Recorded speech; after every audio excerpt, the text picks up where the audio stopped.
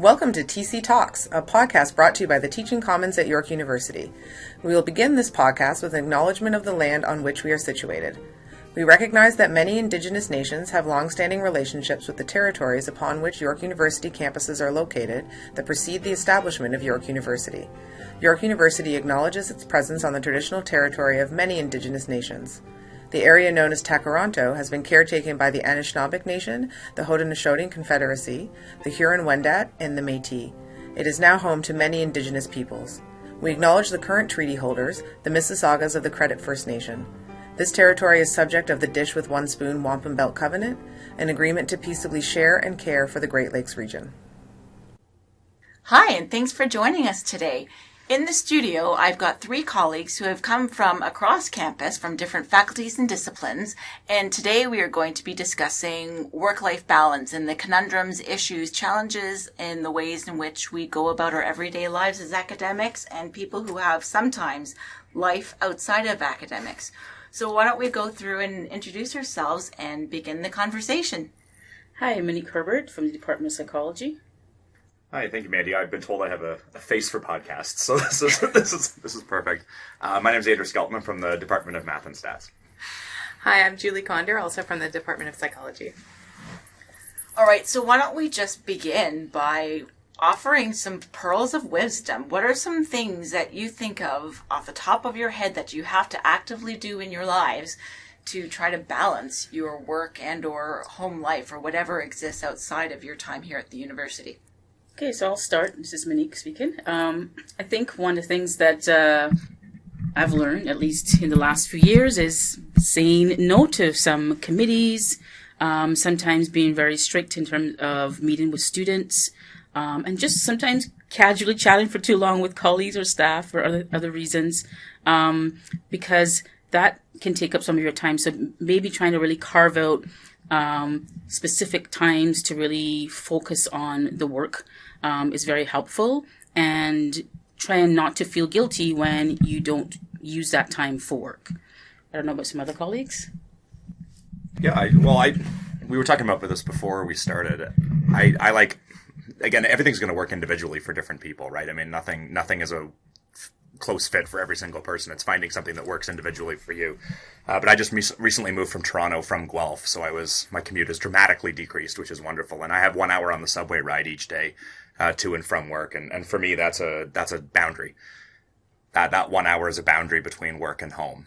And so it's taken a long time, but to be a bit more mindful about using that 1 hour effectively to separate work and home.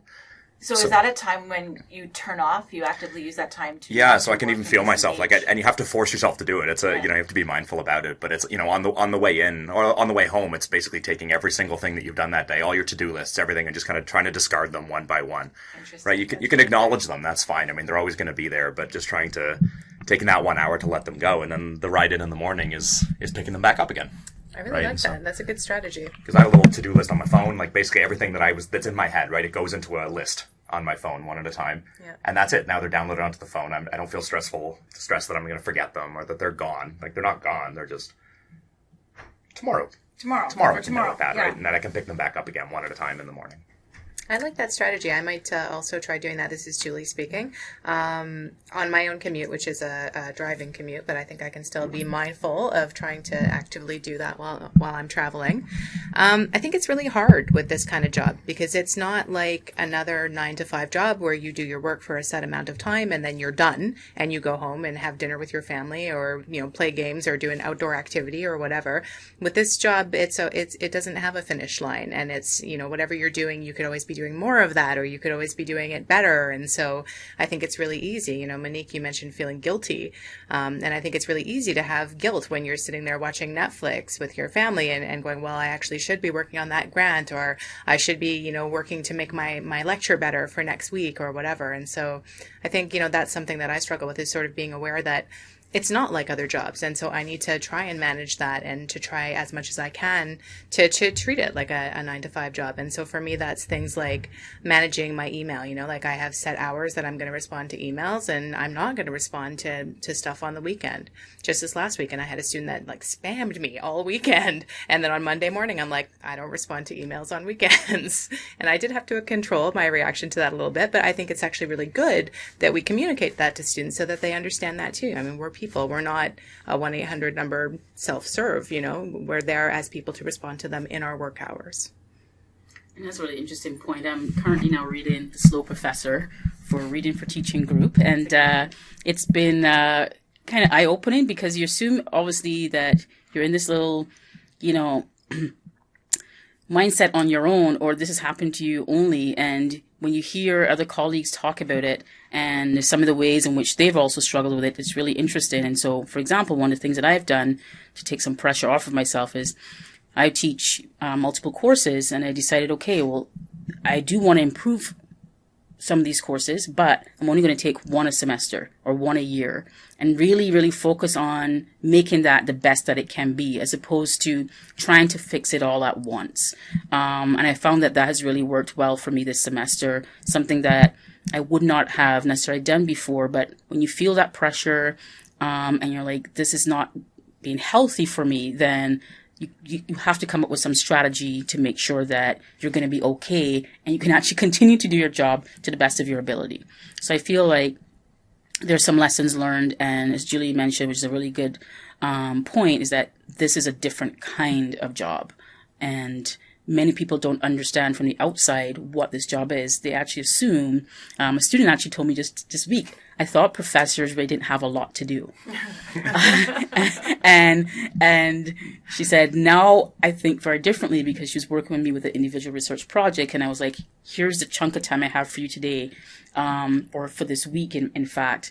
And next week is very busy. And I think that was a different reality for that student, because they also don't understand what we do. And that's really important. And so it also helped me to reflect, okay, they don't get it. I'm not necessarily portraying that because I'm making it look like it's okay, but it's not. Really, it's not. Were they limiting, or I guess conjuring this image of you as teaching them and then going home? Was it just contact hours with the students is what they had limited your working? I think some of it is that, and just some of them really, that's all they have, the only interaction they have with that professor. A lot of them don't have opportunities to work necessarily one-on-one with the professor in a different way.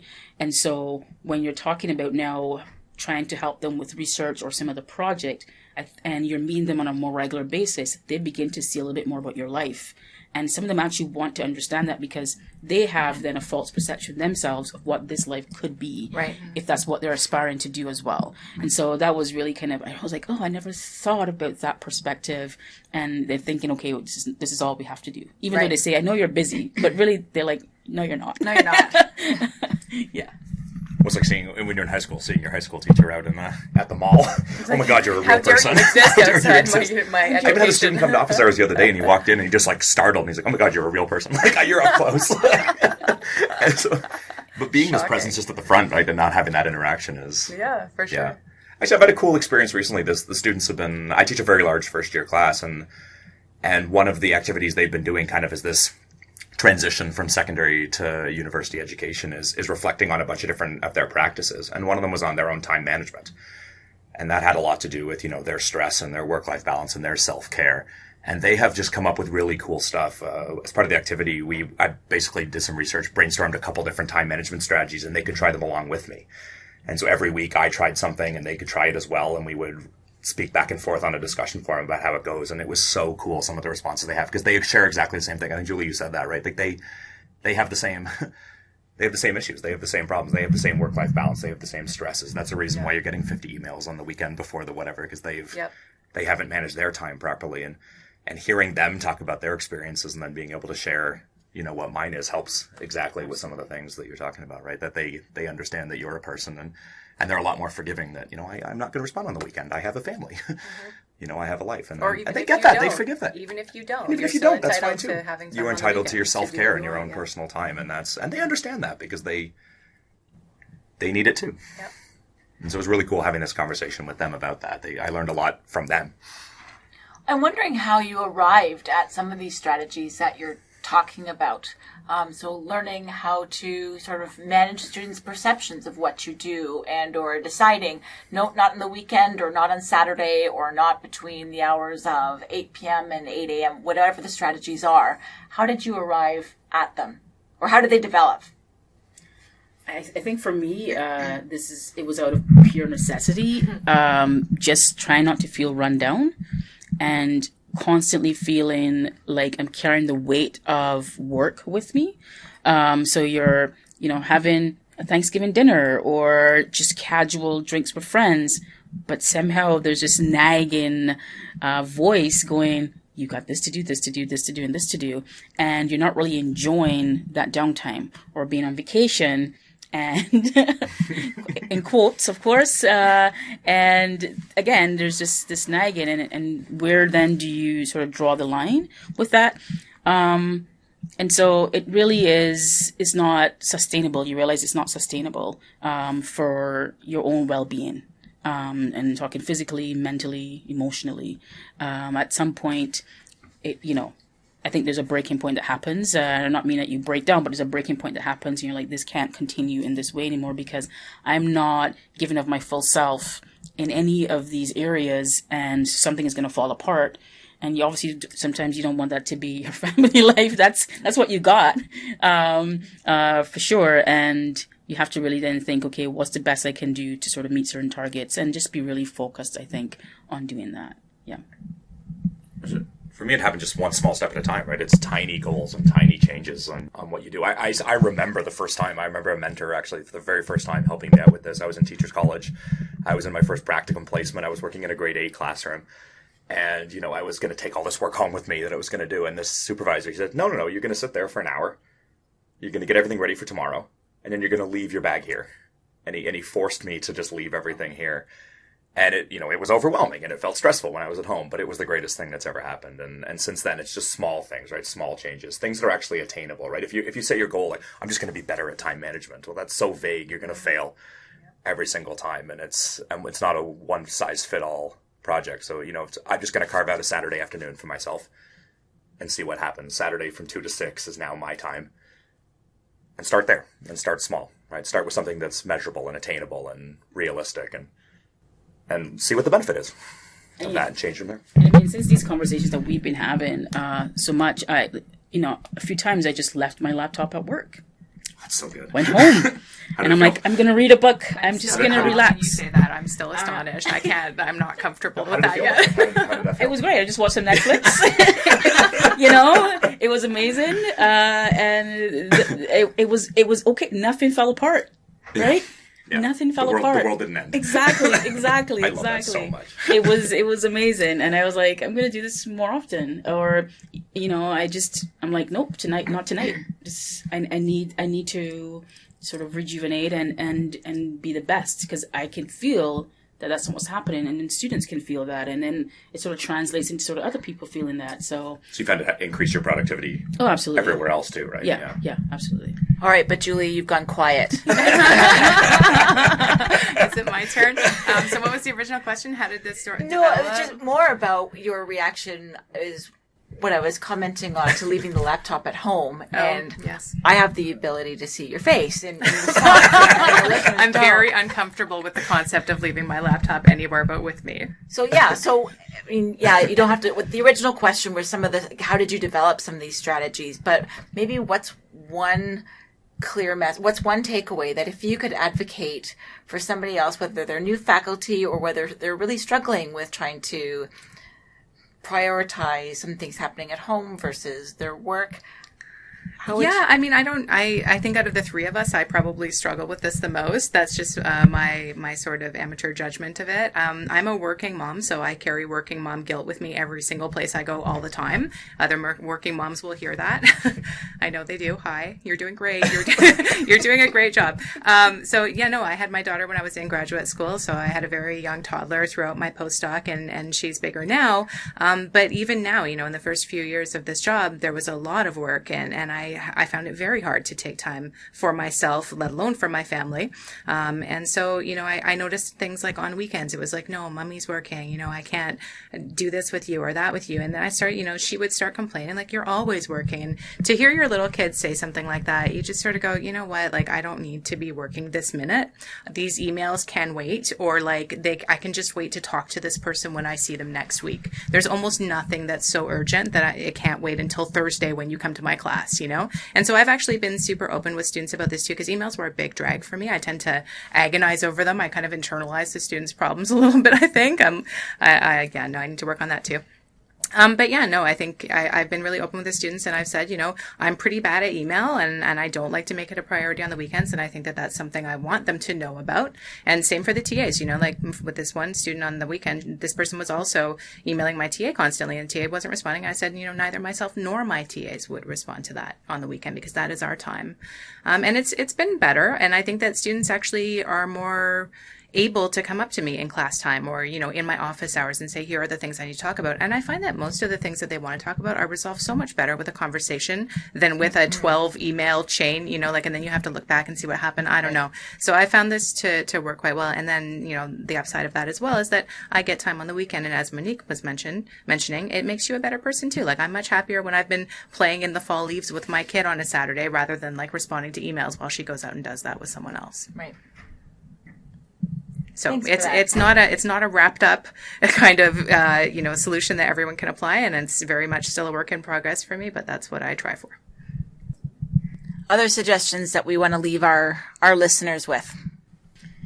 I think so. I'm going to talk about just from my perspective now of being pre-tenured, because I think that as someone who's not tenured, there's always sometimes this added pressure of, well, you may want to do this and this and this to show that you are engaged, not just with the courses or research or whatever, but also within the community through service.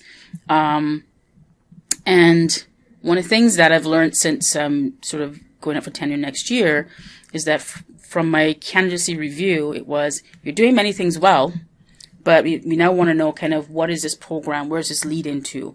And so a lot of that, I think, was part of my reflection as well around where am I being strategic? So strategically, do I want to take this program of teaching that I have? And then what are some of the activities that I do want to be involved with that's worth my time in relation to that?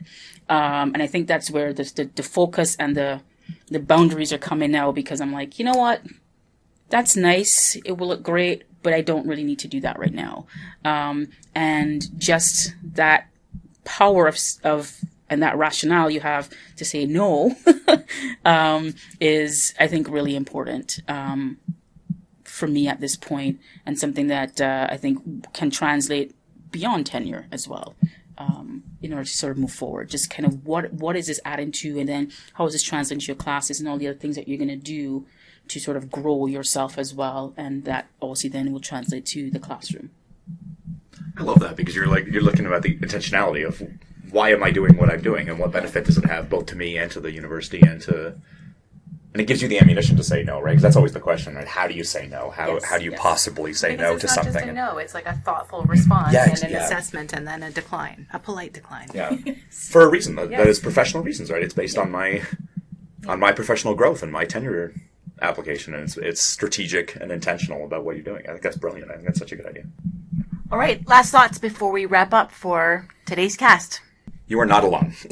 we are all in the same boat. Anyone who's listening to this, we've all had the same challenges. We all have unique challenges, right? We're all different. We all have unique things that draw us and drive us and pull us in different directions. And it's just finding something that works for you. And it's being intentional. And it's trying small things to change your habits and in the hopes of improving your well-being. I also think it's just find the time to talk to your colleagues. They have been through this, and they will have some anecdotes that will work and some won't work for you. And I feel like you have to also look internally and sort of assess the extent to which, like, how much can you take, given what's happening in your life. So that's work versus at home, so personal life, and then go carve out sort of where am I going to be most productive and where am I not going to be most productive. I think those are sort of the big things. But talking to other people and knowing that it's okay to feel the way you feel, and that's, I think, the biggest one, because sometimes you can just assume that it's just all you and you're on your own, and you're not. Yeah, I would actually really echo that. I was talking to a new colleague just today who's not as far along as I am. I still feel fairly new, but this person is not as new as me. And they said, they were talking about some obligation that they'd agreed to. And I said, why didn't you say no to that? And they said, I don't know what I can say no to. And so I think that that's something that we as people who are a little further along can provide support for to other academics or newer academics as well. The other thing I'd want to say is, it's with this stuff, again, it's like anything else we do in this career. You're going to have some things that work and some things that don't, and it's a work in progress. And so sometimes you're going to, have an amazing weekend where you jump in fall leaves and have self-care and, really everything is great. And then you're going to have weekends where, you just actually need to pull out your laptop. And luckily I'll have mine with me on a Sunday at 7 p.m. because there is something that really can't wait. And there are going to be things like that sometimes. But for me, it's a matter of trying to find a balance there that at least I'm not having too many nights like that. And for me, that's a win because they all used to be like that. So it's a work in progress. Okay, thank you. Thank you for joining us today. I'd like to thank my colleagues Andrew Skelton, Monique Herbert, and Julie Condor for joining me in the studio today. And we look forward to coming back in January with the new release of our podcast where we explore a brand new area of teaching and learning. Thanks for joining. Take care. Thanks for listening to this episode. To learn more about the Teaching Commons or to access a summary of our podcast, please visit teachingcommons.yorku.ca. Join us, Brian, Lisa, and Mandy, next time in the Big Red Chair on TC Talks. For a reason that is professional reasons, right? It's based on my professional growth and my tenure application, and it's strategic and intentional about what you're doing. I think that's brilliant. I think that's such a good idea. All right, last thoughts before we wrap up for today's cast. You are not alone. we are all in the same boat. Anyone who's listening to this, we've all had the same challenges. We all have unique challenges, right? We're all different. We all have unique things that draw us and drive us and pull us in different directions. And it's just finding something that works for you. And it's being intentional. And it's trying small things to change your habits and in the hopes of improving your well-being. I also think it's just find the time to talk to your colleagues. They've been through this, and they will have some anecdotes that will work and some won't work for you. And I feel like you have to also look internally and sort of assess the extent to which, like, how much can you take, given what's happening in your life. So that's work versus at home, so personal life, and then go carve out sort of where am I going to be most productive and where am I not going to be most productive. I think those are sort of the big things. But talking to other people and knowing that it's okay to feel the way you feel, and that's, I think, the biggest one, because sometimes you can just assume that it's just all you and you're on your own, and you're not. Yeah, I would actually really echo that. I was talking to a new colleague just today who's not as far along as I am. I still feel fairly new, but this person is not as new as me. And they said, they were talking about some obligation that they'd agreed to. And I said, why didn't you say no to that? And they said, I don't know what I can say no to. And so I think that that's something that we as people who are a little further along can provide support for to other academics or newer academics as well. The other thing I'd want to say is, it's with this stuff, again, it's like anything else we do in this career. You're going to have some things that work and some things that don't, and it's a work in progress. And so sometimes you're going to, have an amazing weekend where you jump in fall leaves and have self-care and, really everything is great. And then you're going to have weekends where, you just actually need to pull out your laptop. And luckily I'll have mine with me on a Sunday at 7 p.m. because there is something that really can't wait. And there are going to be things like that sometimes. But for me, it's a matter of trying to find a balance there that at least I'm not having too many nights like that. And for me, that's a win because they all used to be like that. So it's a work in progress. Okay, thank you. Thank you for joining us today. I'd like to thank my colleagues Andrew Skelton, Monique Herbert, and Julie Condor for joining me in the studio today. And we look forward to coming back in January with the new release of our podcast where we explore a brand new area of teaching and learning. Thanks for joining. Take care. Thanks for listening to this episode. To learn more about the Teaching Commons or to access a summary of our podcast, please visit teachingcommons.yorku.ca.